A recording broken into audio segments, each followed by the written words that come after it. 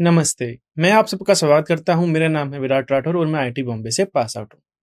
तो बच्चों हम पढ़ रहे थे वेव्स के बारे में, जिसके अंदर हमने देखा था टाइप ऑफ वेव्स। हमने देखा था कि बच्चों क्या कौन सी वेव होती है हमारी वेव होती है transfer wave, longitudinal wave, standing wave. ठीक है बच्चों, तो ये हमारी वेव होती है, तो हमने इनके बारे में जाना था। ठीक है, तो फिर हमने बात की थी इसके बारे में कि हम जो है, जैसे हमारी जो कोई वेव है, जो साइनसोइडल केस के अंदर हम कैसे कर सकते हैं, उसको डिनोट कैसे कर सकते हैं, ये हम देखते हैं बच्चों। ठीक है, कि हम उसे एक फंक्शन के रूप में कैसे लिख सकते हैं, ग्राफ के रूप में उसको हम कैसे लिख सकते हैं। ठीक है, तो कह रहा है कि जैसे ही हमारा टाइम बढ़ेगा बच्चों, जो हमारा क्या होगा, जो डिस्प्लेसमेंट होगा हमारे वेव का, वो क्या होगा, इंक्रीज होगा। ठीक है, जैसे ही मेरी ये वेव है, जैसे कि मान लेते हैं कि ये है बच्चों मेरी वेव। ठीक है, यहाँ पर मैंने इसको दिया एक जर्क और ये वेव जो है इस तरह से ये ट्रेवल हो रही है। ठीक है बच्चों, तो क्या हो रहा है, जैसे ही अब मुझे पता है कि ये बच्चों जैसे ही मेरा टाइम बढ़ता रहेगा, तो मेरा जो है टी जो है बच्चों, जो मेरा अगर जैसे मेरा टाइम बढ़ता रहेगा, जैसे ही मेरा टाइम बढ़ता रहेगा, तो ये क्या होगा, किसी टाइम पे इधर पहुंच जाएगा और किसी टाइम पे ये इधर पहुंच जाएगा। तो मेरा जो डिस्टेंस होगा बच्चों, जो हमारा जो वेव का जो रहेगा डिस्प्लेसमेंट होगा, मतलब मान लेते हैं कि इसी पॉइंट से, तो इसको हम डिनोट कर देंगे एक्स से। ठीक है बच्चों, ठीक है, तो x मस्ट इंक्रीज, तो हमारा x जो होगा वो इंक्रीज होगा किसी टाइम के लिए, क्योंकि वेव हमारी ट्रेवल हो रही है इस डायरेक्शन के अंदर। ठीक है बच्चों, इसको हम मान रहे हैं बच्चों पॉजिटिव डायरेक्शन। ठीक है, और अगर वो पॉजिटिव डायरेक्शन है तो बच्चों हमारा ये क्या हो जाएगा, के x minus omega T plus five हो जाएगा हमारा कॉन्स्टेंट। ठीक है, ठीक है बच्चों, thus the equation represent a sinusoidal harmonic wave. तो जो हमारी इक्वेशन होगी बच्चों, एक साइनसोइडल हार्मोनिक वेव हमको एक बताएगी। ठीक है, जो मूव करेगी कहां पर, पॉजिटिव एक्स डायरेक्शन के अंदर। ऑन द अदर हैंड जो फंक्शन होगा बच्चों हमारा, वो कैसे हो जाएगा, y का अगर मैं फंक्शन लिखूं एक्स और टी के टर्म के अंदर, तो वो हो जाएगा मेरा a साइन के x plus omega T plus five. ठीक है बच्चों, ये हमारा हो जाएगा, जिसके अंदर a है मेरा एम्पलीट्यूड, k है बच्चों मेरा कांस्टेंट, x है बच्चों मेरा डिस्प्लेसमेंट, ओमेगा है मेरा एंगुलर फ्रीक्वेंसी, t है बच्चों मेरा टाइम, और ये फाइव है बच्चों मेरा एक फेस बच्चों। Represent a wave travelling in the negative direction of the x axis. बच्चों इस केस के अंदर जहां पर मेरा के x minus omega T plus five था, इस केस के अंदर हमारा जो है वेव जो है पॉजिटिव डायरेक्शन के अंदर जा रहा है।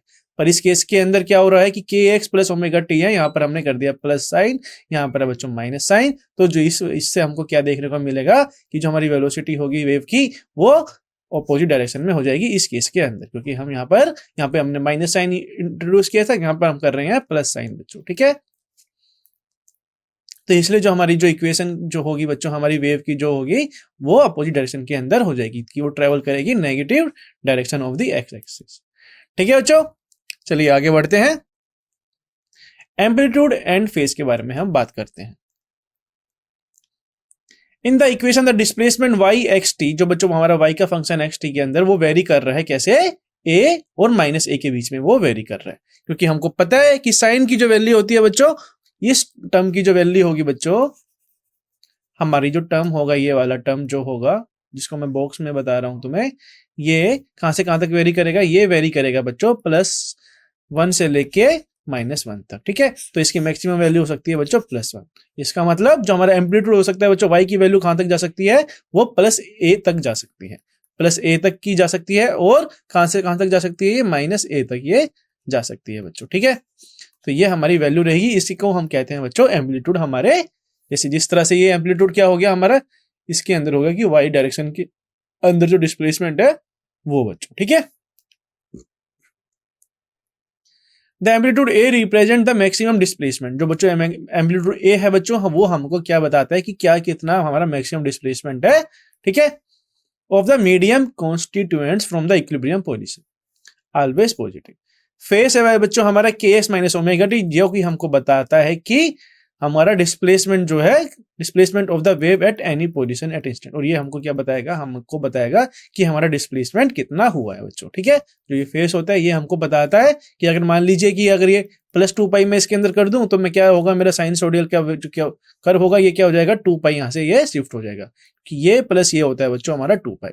तो अगर मैं टू पाई इसके अंदर ऐड कर रहा हूं, तो फेस एंगल में ऐड कर रहा हूं, तो मेरा टू पाई जो होगा ये कर्व चेंज हो जाएगा इस तरह से। चलिए आगे बढ़ते हैं। Initial phase angle five, phase value at X equal to zero.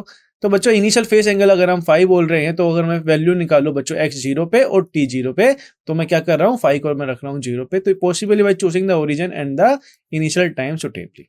तो बच्चों मैं पुट कर रहा हूँ हमारा y ऑफ एक्स टी के जो हमारा जो फंक्शन था उसके अंदर अगर मैं पुट कर दूंगा x 0 और t 0 को, तो हमारा वो ओरिजिन की वैल्यू आ जाएगी बच्चों कि मतलब टाइम 0 पे जब वो मतलब टाइम 0 पे जैसे कि हमने उसको जैसे जर्क दिया, तो उस टाइम के अंदर जो है हमारी पोजीशन क्या थी, ये यहाँ से हमको मिल जाएगी। ठीक है बच्चों, अगर हमें पोजीशन अगर मैं x 0 पुट कर दूं, t 0 पुट कर दूं और 5 में 0 पुट कर दूं। ठीक है, जैसे कि अगर हमने ये वेव है, तो मैंने जैसे ही इसको मैंने जर्क दिया, तो उस टाइम के लिए जैसे ही मैंने इसको जर्क दिया, तो उसको मैं क्या बोलूंगा कि ये है बच्चों मेरा ओरिजिन। यहाँ पर मैं बोल रहा हूँ कि हमारा डिस्प्लेसमेंट जो है 0 है और टाइम भी बच्चों हमारा 0 की वजह स्टार्ट हुआ है, और जो मेरा 5 है मतलब जो फेस एंगल जो है बच्चों वो भी मेरा 0 है। ठीक है बच्चों, तो इस तरह से हम ये इनिशियल जो है हमारा जो क्या होगा, इनिशियल जो पोजीशन होगी जो उसका जो हम उसका ओरिजिन मानेंगे उसको हम डिफाइन कर सकते हैं इस तरह से। अब बात करते हैं बच्चों हम वेवलेंथ की और एंगुलर वेव नंबर की। The minimum distance between the two point having the same face is called the wavelength of the wave, usually denoted by lambda. कह रहा है कि बच्चों जो मिनिमम डिस्टेंस होगा ना दो पॉइंट के बीच के जिसका फेस एंगल होगा सेम, उसे हम कहेंगे कि उतने डिस्टेंस को हम कहते हैं बच्चों वेवलेंथ। ठीक है, और उसको हम डिनोट करते हैं बच्चों लैम्डा से। उसको कैसे करते हैं बच्चों कि जैसे कि मेरे पास ये है साइनसोइडल के केस के अंदर, जैसे साइन का मैं कर्व बनाऊं बच्चों, तो ये है बच्चों मेरा इस तरह से।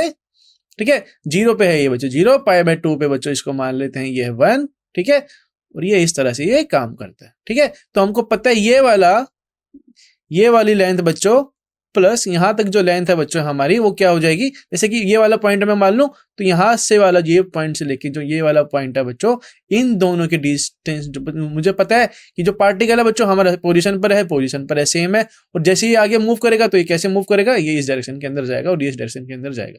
तो मतलब इसका फेस भी सेम है बच्चों, और क्या सेम है इसका, हमारा जो क्या रहेगा, इसके तो डायरेक्शन भी रहेगा सेम रहेगा। तो बच्चों इसी डिस्टेंस को हम क्या कहेंगे, इसी डिस्टेंस को हम डिनोट करते हैं बच्चों लैम्डा से। ठीक है, ये क्या कह रहा है, जो मिनिमम डिस्टेंस है बच्चों दो पॉइंट के बीच के जिसका फेस जो है हैविंग द सेम फेस, मतलब हमको पता है कि इसका फेस सेम है, इसका भी फेस सेम है, क्योंकि हमको पता है जो साइन है वो वेरी करता है कैसे, 2π के फेस से। ठीक है बच्चों, ये साइन 2π + थीटा बच्चों हो जाता है हमारा साइन थीटा ही, तो उस तरह से ये वेरी कर रहा है बच्चों। तो ये वाला डिस्टेंस जो होगा बच्चों हमारा, ये होगा बच्चों हमारा वेवलेंथ। ठीक है, तो ये कितना है बच्चों, यहां से यहां तक ये है बच्चों हमारा, हमें पता है कि ये हाफ क्वार्टर जो होता है बच्चों हमारा, ये होता है बच्चों, ये होता है बच्चों मेरा π/2, ये हो जाएगा π/2, फिर ये भी हो जाएगा मेरा π/2, ये भी हो जाएगा मेरा π/2, मतलब π/2 × 4 मतलब 2π के बराबर हो जाएगा बच्चों। ठीक है, तो टेकिंग फाई 0 इन इक्वेशन, हमने equation y of x T के अंदर हमने फाई को 0 डाला, तो डिस्प्लेसमेंट जो होगा बच्चों टाइम 0 पे वो हमको कैसे मिलेगा, वो हमको मिलेगा y(x0) xt मतलब हमने t डाला है बच्चों 0, तो ये हो जाएगा बच्चों a sin kx, जिसके अंदर हम लिखते थे ओमेगा टी के अंदर हम करेंगे वो वाली वैल्यू हो जाएगी कैंसल, प्लस फाई जो है हमारा वो भी है बच्चों हमारा 0। ठीक है, तो y की जो इक्वेशन आएगी बच्चों वो आएगी हमारी y(x0) वो आ जाएगी बच्चों a sin kx। ठीक है, तो ये हमको बता रहा है पोजीशन y का और x के बीच के जो रिलेशन होगा ये इस तरह से ये हमको दिखाएगा।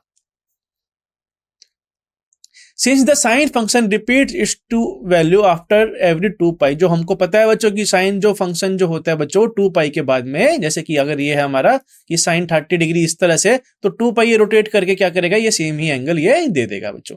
ठीक है, अगर ये थीटा है और इसको मैं अगर ये वाले एंगल को मैं 2π से मैं इसको रोटेट कराऊं तो ये इसी पॉइंट पर आ जाएगा। ठीक है, तो हमको पता है कि जो साइन है वो उसकी वैल्यू रिपीट करता है, जैसे अगर हम 2π उसके अंदर जो है चेंज करें, हमारा एंगल को हम चेंज करें। ठीक है, तो साइन kx को मैं क्या लिख सकता हूं बच्चों, साइन kx + 2nπ। ठीक है, तो ये जो बच्चों ये क्या हो जाएगा बच्चों मेरा, ये हो जाएगा बच्चों साइन, अगर मैं k को बाहर लूं तो ये हो जाएगा बच्चों x/2nπ + k। तो this is the displacement at the position x, जो ये बच्चों ये हमको बताएगा, क्या बताएगा, ये हम बताएगा हमको डिस्प्लेसमेंट किसके पॉइंट x का, हमारे x के रिस्पेक्ट मतलब x पोजीशन के अंदर जो हमारा डिस्प्लेसमेंट हो रहा है इसके बारे में ये हमको बताएगा। ठीक है, x + 2nπ + k, यहाँ पर मेरा n हो सकता है बच्चों 1 2 3 अप टू n तक, ये कुछ भी हो सकता है। ठीक है, तो मल्टीपल ऑफ 2π के हमको बोलेंगे कि ये जो है हमारा एंगल जो होगा हमारा सेम देगा। The least distance between the point with the same displacement at any given instant of time is obtained by taking n = 1। Lambda is then given by, तो बच्चों हमारा लीस्ट डिस्टेंस होगा बच्चों पॉइंट के बीच का, ठीक है, जिसके अंदर होगा बच्चों सेम डिस्प्लेसमेंट, वो कैसे मिलेगा, अगर हम n को कर देंगे बच्चों 1 पुट, तो हमारा जो होगा बच्चों n लैम्डा था बच्चों हमारा 2 पाई अपॉन में kn, ठीक है, तो ये आ जाएगा बच्चों हमारा लैम्डा 2 पाई अपॉन में k, या तो हम इसको लिख सकते हैं कांस्टेंट को k is equal to 2 pi by lambda, इसके अंदर k को बच्चों मैं बोलता हूं, k को हम बोलते हैं बच्चों एंगुलर वेव नंबर, या इसको हम बोलते हैं प्रोपोगेशन कांस्टेंट भी इसको हम बोलते हैं, और इसकी ऐसा यूनिट होती है बच्चों हमारी 2 पाई रेडियन पर मीटर, ठीक है बच्चों, रेडियन पर मीटर ये इसकी क्या होती है, एसआई यूनिट होती है। चलिए आगे बढ़ते हैं, अब बात करते हैं बच्चों हम पीरियड के बारे में, एंगुलर फ्रीक्वेंसी के बारे में और फ्रीक्वेंसी के बारे में हम बात करते हैं, ठीक है, कि कैसे हमारा जो पीरियड होता है, जैसे हमको पता है कि जैसे कि एक मेरा सर्कल है, तो ये पॉइंट पे ये स्टार्ट हुआ, वापस से इस पॉइंट पर आ गया, तो इसका टाइम पीरियड कितना होगा, मतलब इतना डिस्टेंस जो इसने ट्रेवल किया पूरा एक रिवोल्यूशन कंप्लीट करने के लिए, वो टाइम क्या होता है मेरा, वो होता है टाइम पीरियड बच्चों, ठीक है, और कितने फ्रीक्वेंसी से वो मूव कर रहा है, वो होता है बच्चों मेरा एंगुलर फ्रीक्वेंसी, और कितने नंबर ऑफ टाइम ये जो मूव कर रहा है इसके अंदर, कि मान लीजिए कि 2 बार 3 बार ये 4 बार ये क्या कर रहा है, एक ही पॉइंट पे 1 सेकंड के अंदर ये मूव कर जा रहा है, तो इसकी फ्रीक्वेंसी हो जाएगी 2 या 3, ठीक है, कि जितने नंबर ऑफ सर्कल ये कवर कर रहा है, ठीक है। A sinusoidal flow describe the displacement of an element at any fixed location.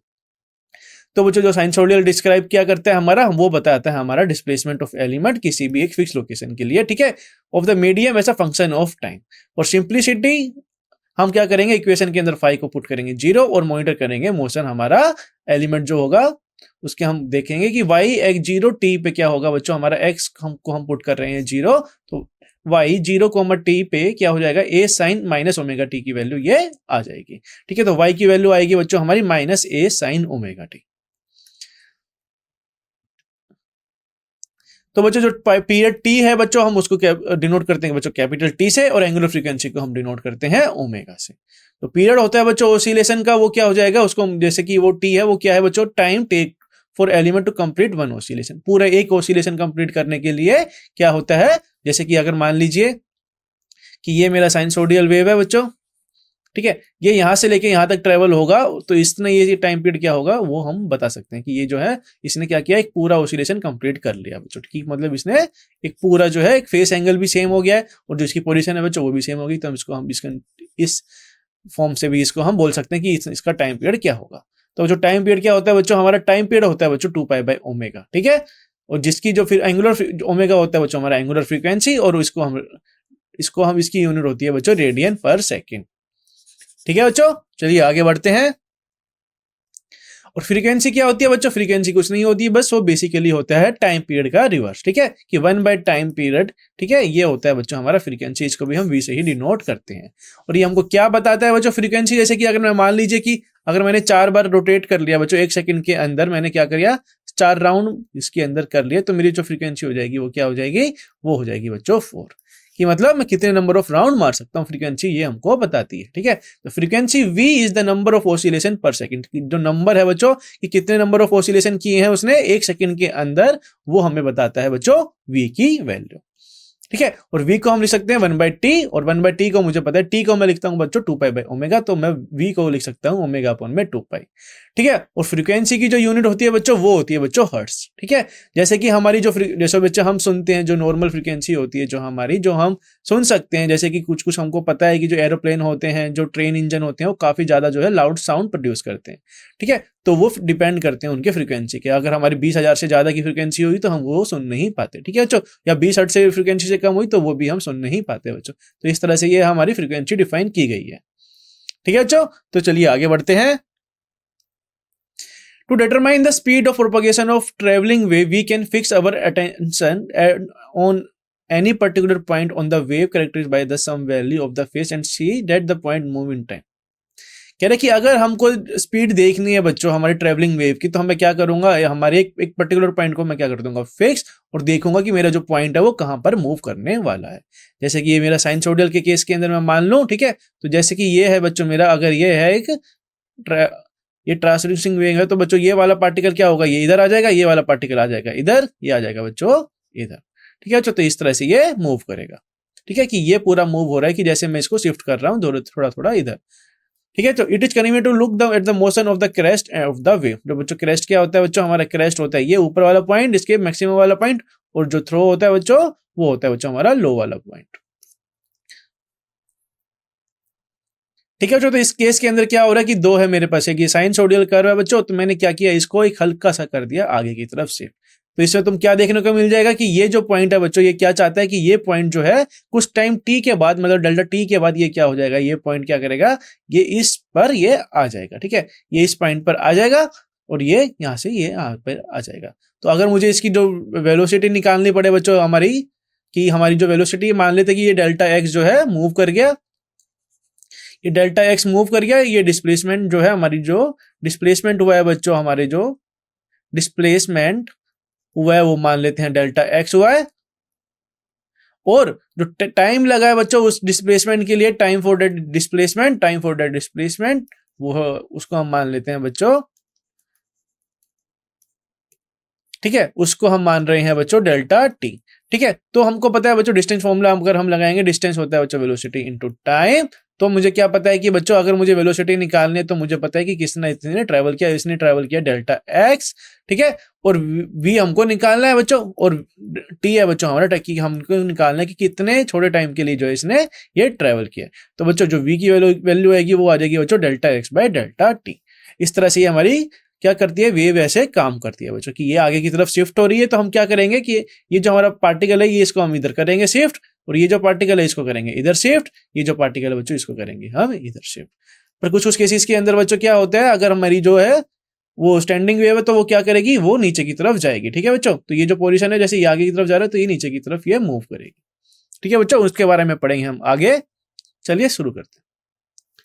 तो बच्चों जो स्पीड होगी बच्चों हमारी वेव की, वो क्या हो जाएगी, वो हो जाएगी बच्चों हमारी कि कितना उसने डिस्टेंस ट्रेवल किया है, कि उसने ट्रेवल किया था बच्चों एक डिस्प्लेसमेंट डेल्टा एक्स, और कितने टाइम के लिए, डेल्टा टी टाइम के लिए उसने ये ट्रेवल किया था। तो डिस्प्लेसमेंट अपॉन में टोटल टाइम बच्चों ये आ जाएगा बच्चों, ये हमको दे देगा स्पीड ऑफ वेव, ये हमको दे देगा। Motion of fixed phase point on the wave is given by kx minus omega T equal to constant. जो बच्चों मोशन है बच्चों हमारा फिक्स्ड, जिसके अंदर है बच्चों हमारा फिक्स्ड फेस पॉइंट, तो उसका जो मोशन होगा बच्चों क्या, वो कैसे मिलेगा बच्चों हमको, वो मिलेगा kx माइनस ओमेगा टी को कांस्टेंट पुट करके, जहां पर क्या होगा v जो है बच्चों मेरा वो है ओमेगा बाय k। चलिए आगे बढ़ते हैं। अब बात करते हैं बच्चों, हम रिलेट करते हैं ओमेगा को t के साथ और k को करते हैं बच्चों हम रिलेट लैम्डा के साथ। We get the general relation for all progressive wave. तो बच्चों v हमारा होता है बच्चों, हमारी वेलोसिटी जो होता है वो होता है लैम्डा टाइम्स v, मतलब v है बच्चों हमारी फ्रीक्वेंसी, यहाँ पर लैम्डा है बच्चों हमारा distance between the two successive point, और उनका जो फेस एंगल होगा, उन दोनों के बीच का जो फेस एंगल वो होगा बच्चों same.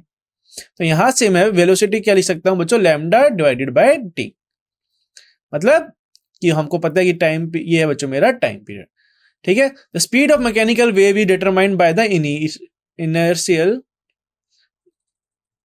inertial linear mass density of the for string, mass density for general in general, and elastic property young modulus for linear media, shear modulus of the medium। तो बच्चों जो हमारी स्पीड होती है बच्चों मैकेनिकल वेव की, mechanical wave कौन सी होती है, जिनके लिए वो चाहिए, जिनको चाहिए रहता है बच्चों मीडियम ट्रेवल करने के लिए, वो उसमें हम कहते हैं मैकेनिकल वेव।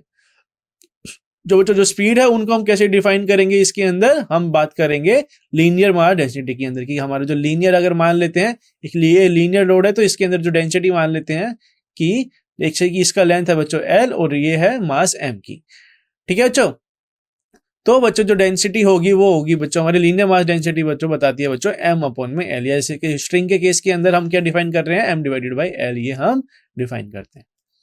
ठीक है, तो इलास्टिक प्रॉपर्टीज के अंदर young modulus of linear media, share modulus, work modulus of the medium. तो बच्चों जो होगा हमारे मैकेनिकल प्रॉपर्टीज जो होगी, वो जो उनकी स्पीड होगी वो किस किस पे डिपेंड करेगी, वो डिपेंड करेगी लीनियर मास डेंसिटी के ऊपर, मास डेंसिटी के ऊपर, और इलास्टिक प्रॉपर्टी के ऊपर, उसके यंग मॉडुलस के ऊपर, और उसके शेयर मॉडुलस के ऊपर, और उसके बल्क मॉडुलस के ऊपर, ये सब डिसाइड करेगी बच्चों मीडियम की।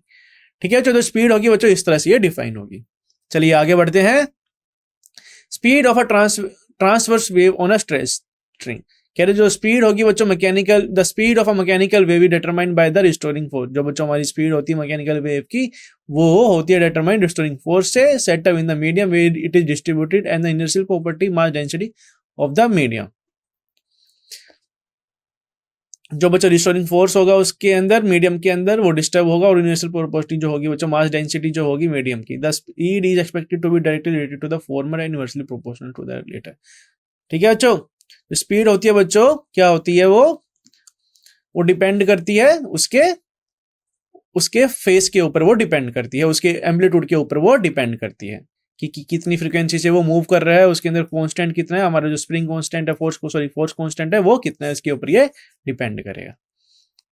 चलिए आगे बढ़ते हैं। For wave on a string the restoring force is provided by the tension T. जो बच्चों रिस्टोरिंग फोर्स होगी बच्चों टेंशन टी से हमको ये मिलेगा। ठीक है, कि किस तरह से, मतलब कितनी टेंशन से मैंने क्या है इसको खींचा हुआ है, और जैसे ही मैंने इसको फिर जर्क दे दिया बच्चों, फिर इसके अंदर एक वेव ट्रेवल होने लग गई। The initial property will be in the case be a linear mass density. जो बच्चों इनिशियल प्रॉपर्टी होगी बच्चों वो होगी बच्चों वो लीनियर मास डेंसिटी म्यू, जिसको हम बोलेंगे which is a mass M of the string divided by its length. ठीक है बच्चों, अगर हम मास को डिवाइड कर देंगे लेंथ से तो हमको पता लग जाएगा कि एक पर्टिकुलर लेंथ के अंदर जो होगा, एक यूनिट लेंथ के अंदर क्या होगा हमारा, कितना लीनियर मास डेंसिटी होगा, मतलब उसको मल्टीप्लाई करेंगे जैसे m बाई एल। अगर मैं ले रहा हूँ बच्चों 1 यूनिट, तो बच्चों m बाई एल जो होगा हमारा वो होगा इतना मास जो है उस पार्ट के अंदर ये रहेगा। चलिए आगे बढ़ते हैं। Using Newton law of motion an exact formula for the wave speed on the string can be drive. अगर हम न्यूटन लॉ ऑफ मोशन का बच्चों हम यूज करें बच्चों इसका फॉर्मूला, तो हम क्या देखने को मिलेंगे कि हमको देखने को मिलेगा वेव स्पीड, हमको देखने को मिलेगा स्ट्रिंग की, कैसे हम उसको ड्राइव कर सकते हैं। We shall therefore use dimension analysis, और उसके बाद हम यूज करेंगे बच्चों इसी केस के अंदर dimension analysis. We already know that the dimension analysis alone can never yield at the exact formula. तो बच्चों हमको पता है कि डायमेंशन एनालिसिस होता है वो हमको एक एग्जैक्ट फॉर्मूला नहीं देता है, पर ये हमको आइडिया दे देता है कि हमारा जो है, जो कोई भी ऑब्जेक्ट है या कुछ भी मोशन है कोई भी ऑब्जेक्ट का, वो क्या है किस किस के ऊपर डिपेंड कर रहा है, किस किस के ऊपर वो अफेक्ट हो रहा है बच्चों। तो इस तरह से हम ये, इस तरह से भी हम इसको इक्वेट कर सकते हैं। ठीक है, चलिए आगे बढ़ते हैं। तो बच्चों the overall dimension less constant is always left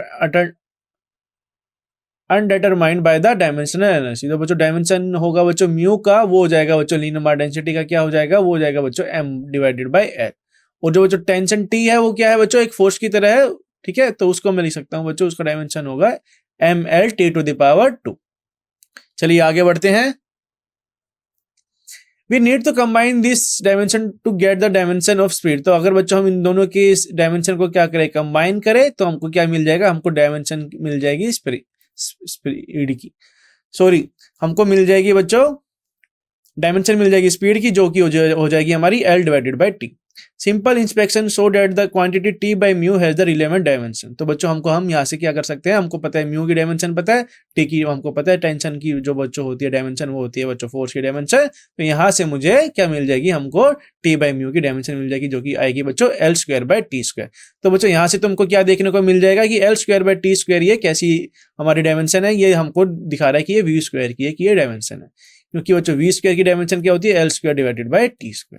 ठीक है, तो अगर मैं इसका अंडर रूट ही ले लूं बच्चों, तो मुझे क्या मिल जाएगा, वेलोसिटी मिल जाएगी हमारे वेव की। ठीक है बच्चों, तो चलिए आगे बढ़ते हैं। Thus t and mu are assumed to be only relevant physical quantity। तो बच्चों t और mu जो होगा हमारी एक रिलेवेंट फिजिकल क्वांटिटी होगी। तो मैं वेलोसिटी को कैसे डिफाइन कर सकता हूं, constant multiply by under root t by mu, जहां पर c है बच्चों एक under determined constant of dimensional analysis. ठीक है बच्चों, in the exact formula it turn out to be c equals to 1। तो बच्चों एग्जैक्ट फॉर्मूला के अंदर क्या होता है बच्चों, हमारा c जो होता है वो आता है बच्चों 1। जो स्पीड होगी बच्चों ट्रांसफर वेव की स्ट्रेस स्ट्रिंग के अंदर, वो क्या हो जाएगी हमारी फिर v equals to under root t by mu. चलिए आगे बढ़ते हैं। तो इस तरह से हम ये क्या कर सकते हैं, अगर मान लीजिए कि मेरे पास क्या है, मेरे पास एक स्ट्रिंग है, उसके अंदर टेंशन t लग रहा है, उसकी लीनियर मास डेंसिटी क्या है बच्चों म्यू। तो तुम मुझे बता सकते हो कि बच्चों वो कितनी वेलोसिटी से वो ट्रेवल कर सकती है उस मीडियम के अंदर। ठीक है बच्चों, तो इस तरह से हमारी वेव आ जाती है बच्चों कि ये वेव जो है कितने स्पीड से ये क्या करेगी, ट्रेवल करेगी। ठीक है, चलो तो चलिए आगे बढ़ते हैं। Note that the important point that the speed v depend on only on the properties of medium t and mu. t is the property of the stress string aside due to the external force. जो बच्चा हमारा speed है v क्या कर रहा है, वो depend कर रहा है किस किस के ऊपर, वो डिपेंड कर रहा है हमारा टेंशन के ऊपर और म्यू के ऊपर। और टेंशन है बच्चों क्या, टेंशन जो है बच्चों प्रॉपर्टी है, जैसे कि अगर हमारी स्ट्रिंग जो स्ट्रेच होगी तो उसके अंदर टेंशन आ जाएगी, किसी एक्सटर्नल फोर्स की मदद से अगर हम उसको खींचेंगे तो उसके अंदर टेंशन प्रोड्यूस हो जाएगी। It does not depend on the wavelength और फ्रीक्वेंसी ऑफ द वेव, जो बच्चों ये डिपेंड नहीं करता है वेवलेंथ के ऊपर, फ्रीक्वेंसी के ऊपर, ठीक है। और इनके बारे में तुम in higher study you will come across wave whose speed is not independent of frequency, ठीक है बच्चों। तो इनके बारे में तुम पढ़ोगे बाद में अपने क्वांटम फिजिक्स के अंदर, ठीक है बच्चों। तो चलिए आगे बढ़ते हैं। Of the two parameter lambda and V the source of disturbance determine the frequency of the wave generated. बच्चों जो लैम्डा और वी है बच्चों, जो सोर्स ऑफ डिस्टर्बेंस है वो क्या बताएगा हमको, वो बताएगा हमको फ्रीक्वेंसी किसकी, जो हमारी जो वेव जो जनरेट हुई है उसकी फ्रीक्वेंसी, ये हमको बताएगा। Given the speed of the wave in the medium and the frequency equation and fix the wavelength. तो बच्चों लैम्डा को मैं क्या लिख सकता हूं, v डिवाइडेड बाय v, ठीक है बच्चों। तो ये क्या हो जाएगा बच्चों, ये है बच्चों हमारा ऊपर, ये है बच्चों मेरा फ्रीक्वेंसी, ये है बच्चों मेरा फ्रीक्वेंसी, और ये है बच्चों सॉरी ऊपर वाला है बच्चों मेरा वेलोसिटी, नीचे वाला है बच्चों मेरा फ्रीक्वेंसी। चलिए आगे बढ़ते हैं। अब देखते हैं बच्चों एक एग्जांपल, ठीक है। तो एग्जांपल में क्या है, एग्जांपल में स्टील वायर तुमको दिया गया है, स्टील वायर दिया गया है जिसकी लेंथ बच्चों कितनी दी गई है, वो दी गई है हमको 0.72 मीटर, और उसका मास हमको दिया गया है 5.0 इंटू 10⁻³ किलोग्राम, ठीक है। अगर वो पूछ रहा है कि अगर मैं एक वायर को क्या करूं, उसके अंदर टेंशन प्रोड्यूस कर दूं कितना, 16 न्यूटन का, ठीक है। तो हमको क्या करना है, तो हमको निकालना है what is the speed of the transverse wave on the wire. तो जो ट्रांसवर्स जो स्पीड होगी, वो जो ट्रांसफर वेव की वो कितनी ज्यादा होगी, ये हमको ये निकालना है कि बच्चों, ठीक है। तो हमको पता है बच्चों वेलोसिटी जो होती है वो डिपेंड करती है टी और अपॉन में म्यू, तो यहां से हम इसको निकाल सकते हैं, क्योंकि हमको पता है क्या क्या पता है, हमको पता है टेंशन, हमको पता है क्या, हमको पता है मास, और हमको पता है हमारी लेंथ बच्चों, ठीक है। तो देखते हैं इसका सॉल्यूशन। तो बच्चों जो मास पर यूनिट लेंथ है बच्चों हमको वो हम यहां से निकाल लेंगे, क्योंकि जो मास था हमारा वो था 5 × 10⁻³ डिवाइडेड बाय, हम क्या करेंगे, किससे डिवाइड करेंगे, हम करेंगे 0.72 मीटर से हम इसको डिवाइड करेंगे, ठीक है बच्चों।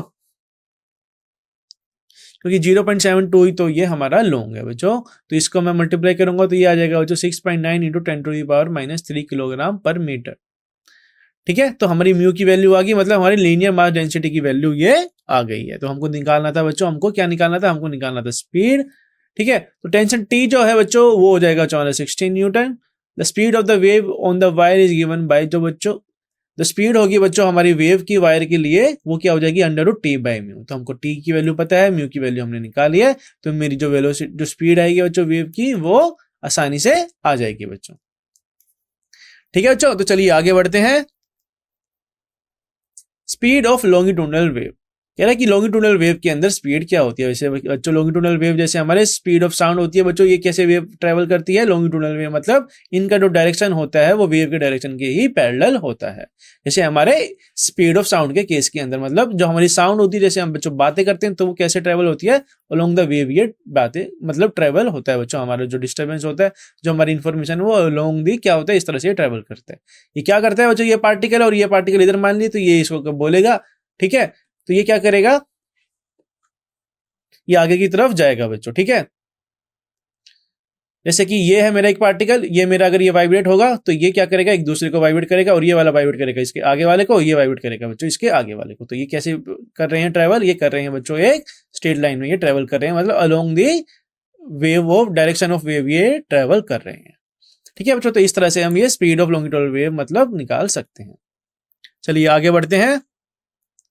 The elastic property that determine the stress under the compressional strain is the bulk modulus। जो बच्चों इलास्टिक प्रॉपर्टी होती है जो बताती है बच्चों stress under the stress divided by strain, वो हमको बताता है बच्चों बल्क मॉडुलस के अंदर, ठीक है। अगर जो हमारा मीडियम है बच्चों उसके अंदर ये हमको इस तरह से डिफाइन करता है किसी मीडियम के लिए, ठीक है। तो बी को मैं क्या लिख सकता हूँ, बल्क मॉडुलस को मैं लिख सकता हूँ बच्चों ΔP divided by ΔV/V। Here the change in pressure produce a volumetric strain। बच्चों जैसे कि ये क्या करेगा, जैसे कि हमको पता है कि अगर ये मेरा क्या है, ये बॉक्स है बच्चों, ये क्यूब मान लीजिए, क्यूब मान ले इसे, ठीक है। तो इसके अंदर क्या है, बहुत सारे क्या है गैसियस मॉलिक्यूल्स हैं बच्चों, तो मैं क्या कर रहा हूँ, इसका वॉल्यूम चेंज कर रहा हूँ, तो इसके अंदर क्या होगा, इसके अंदर एक बल्क मॉडुलस आ जाएगा जो कि डिपेंड करेगा इसके rate of change of volume के ऊपर, ये डिपेंड करेगा वो। ठीक है, जैसे ही मैं इसको कंप्रेस करूंगा तो प्रेशर जो होगा बच्चों हमारे गैस का वो ज्यादा इंक्रीज हो जाएगा। ठीक है, और जो वॉल्यूम है वो कम हो जाएगा। ठीक है, hence the change in pressure produce a volumetric, जैसे हम प्रेशर चेंज करेंगे तो उसके अंदर बच्चों एक वॉल्यूमेट्रिक स्ट्रेन आ जाएगा।